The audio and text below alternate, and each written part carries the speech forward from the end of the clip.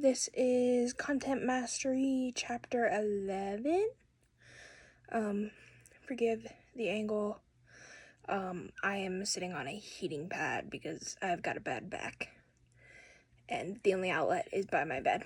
So, I've got my notes and then my laptop with the questions. So, it says, discuss the two types of products from the text. Be sure to include information regarding the differences between goods and services and the differences between in the approach to marketing each of these. So, we'll just go kind of based off the, notes. So, a good is a tangible item. So, a phone, a backpack, a lip gloss, they are all tangible items, and it can be food, like candles, so any of like the five senses, so taste, touch, smell, sight. Not much so sight, because you can also see a service, but sight and hearing. Is that one of the five senses? It's been a while since I've had to list the five senses. So it's tangible. It's like the bed I'm sitting on, my bookshelf, like things I can touch, things I can taste. And then a service is an action or an intangible. So most likely like an action. So like a car wash or getting your nails done. Or getting your hair done. They're all services, and there's like service providers that give the service and they're trained in it. I don't know how well you would need to be trained in a car wash, but there's probably one where you could be trained. And then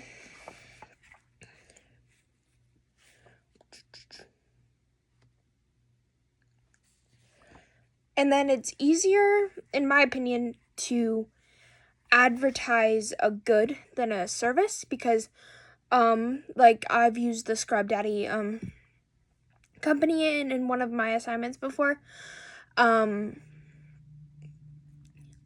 You can see the product, and like if you are marketing the product in store, people can touch it, they can feel it, like a t-shirt or a comfy pair of sweatpants, like they can feel it. And then with a service, a lot of the time, like I know Shaggy Buffalo, and then I don't know what the other one is called, over by Walmart. They did a lot of like Facebook advertising because they are local businesses. So that's a way that local businesses can advertise themselves, is through a system like Facebook. And it can be harder to advertise something that people can't touch, because they don't know if they're going to like it. They don't know if it's going to be satisfactory towards them. It might not suit their needs and their wants, but it's advertised in a way where it might, and it's hard to differentiate a lot of the time, service to service, like car washes. Like, how is one car wash better than the other?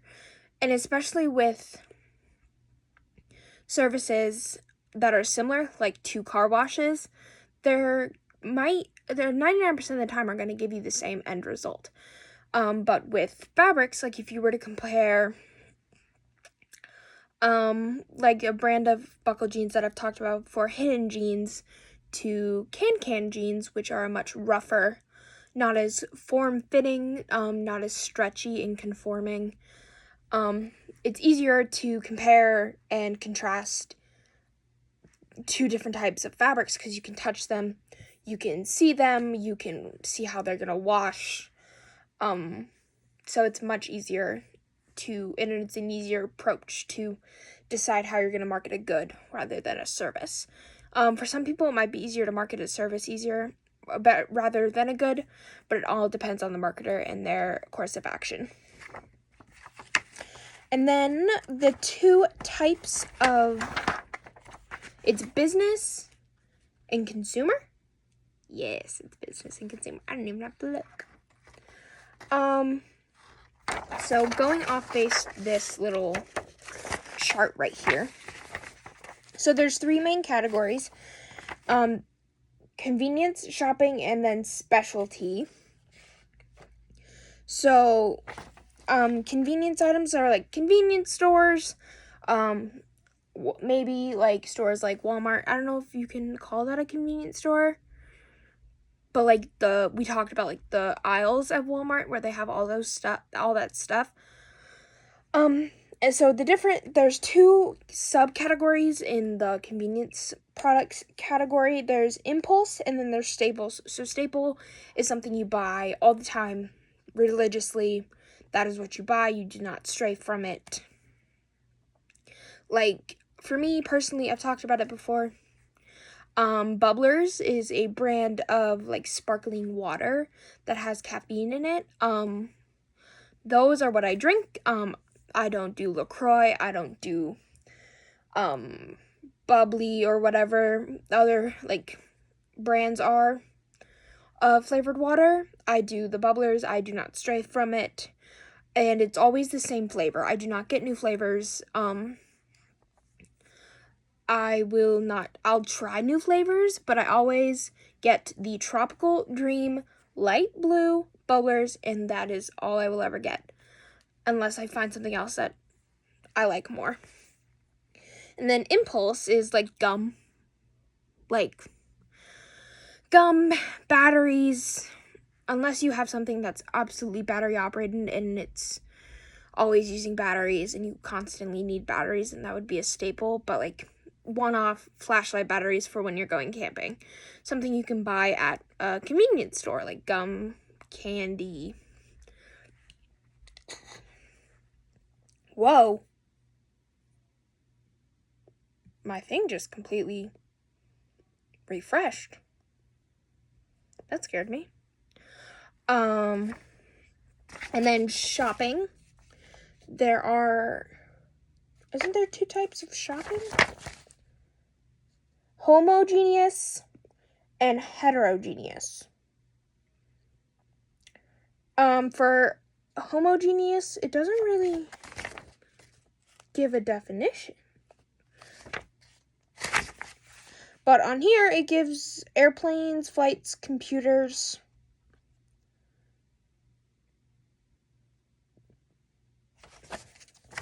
I don't remember what the difference between those 2 are.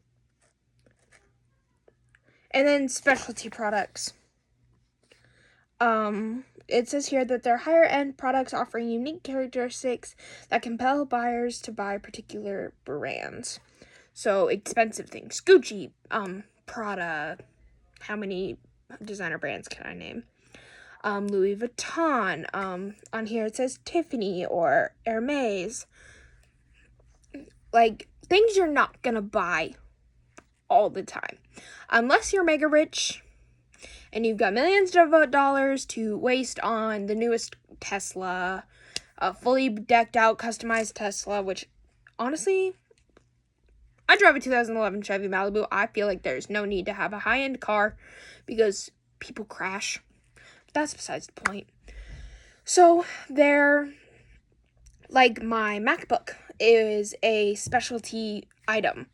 And I'm going to use this thing until the day it stops working and dies, and it is time to get a new one.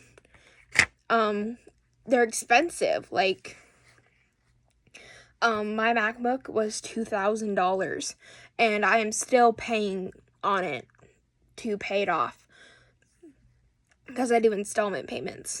Some people will just up and buy a $35,000 freaking bag and then never touch it, which is strange. But they're the one-off, very expensive products. And then 2, it's discuss the concept of a brand. What is a brand? What makes up a brand? What is the function of a brand? Etc. Why is a brand so critical for a marketer? So, on here, there's many different parts to different brands.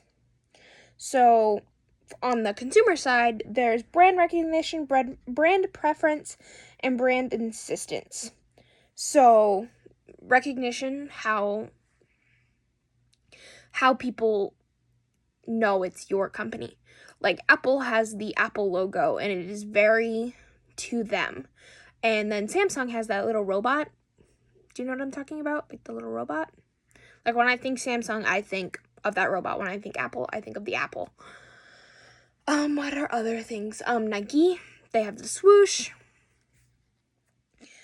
So it's different things that can help make it easier to advertise and for people to know them. Brand preference is when you choose to buy one thing over the other. So going back to my bubbler reference, I used to be a very heavy Red Bull drinker, like very heavy, like 4 Red Bulls a day, kind of heavy. And then I stopped because there was so much sugar. There's so much sugar in a Red Bull. So I switched over to bubblers. And now I can't drink a Red Bull because I think they're too sweet. Like, I can't drink it. So I would much rather buy a bubbler now over a Red Bull. So I prefer the bubblers to Red Bull. They give the same effects. They're both energy drinks. One just has 0 sugar and one has sugar. And then insistence. What?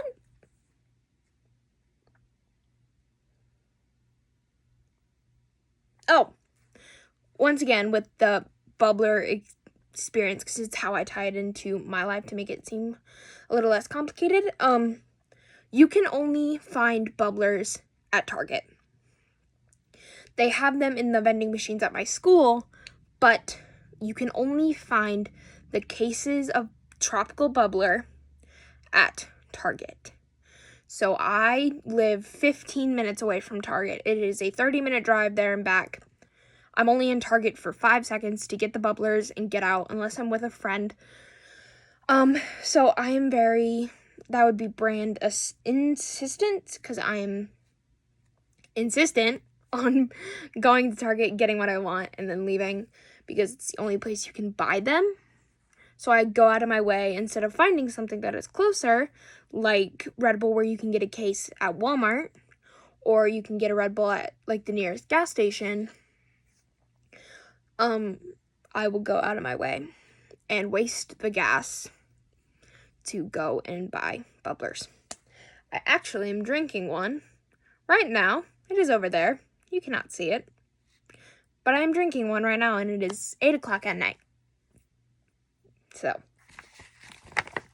and then there's different aspects that go into a brand: logo, slogan. Oh, there, I missed one. There's one more. Brand equity. The added value that the brand gives to a product. Huh? I seriously don't remember going over this. This has been a rough content mastery. Oh, here we go. So brand name, Nike, Samsung, and Android is the Samsung. Are they the same thing? I think they're the same thing. Google came out with a phone.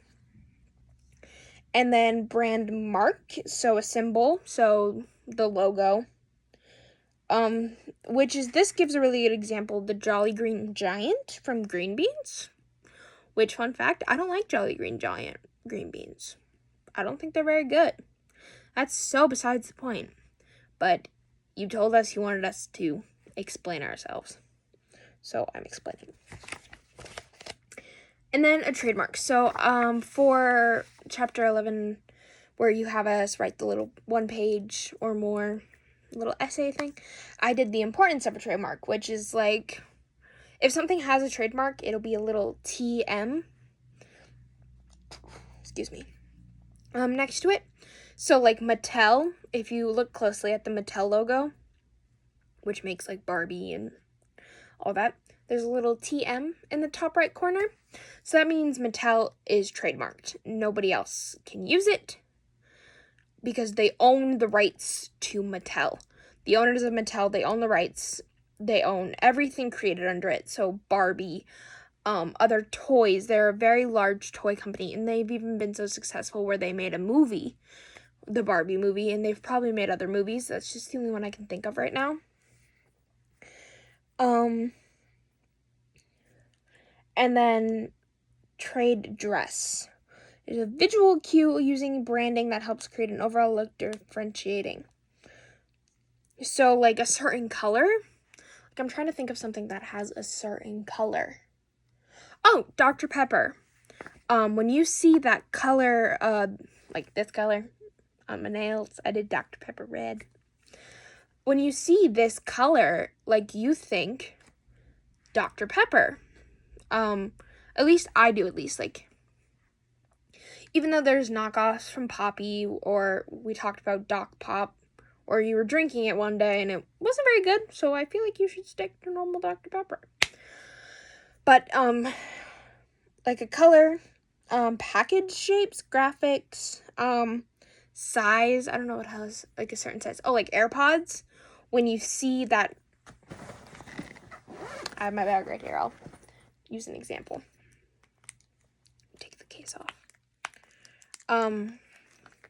When you see something that looks like this shape, this size, a lot of people are going to think AirPods. And a lot of people have actually, I don't know what's on them, have actually knocked off these AirPods. Don't look too close. They're really gross. But, and it's probably just connected to my phone. So if it gets all weird, I'm sorry. But like this very distinctive shape, the tip that goes in your ear is very distinctive. So that would be trade dress. And then why is all of this so important? I feel like with brands, it can be hard to start one, but once you have one going and it is successful, it can be very easy to get lost in everything. And it's very hard for consumers to pick a brand they like and stick with it because so many people come out with the same thing. So deciding your logo and your company name and your slogan and deciding if you're going to trademark it or not, it all helps consumers like me differentiate and choose which one we're going to go with. So, that's why it's so critical for marketers to understand the concept of a brand and be able to create a proper brand, because it makes it easier on the consumer and therefore makes it easier to market a product. So it's like a little cycle. You make a brand, consumers buy it, it becomes easier for marketers to market said brand. It's like a little life cycle. So, yeah.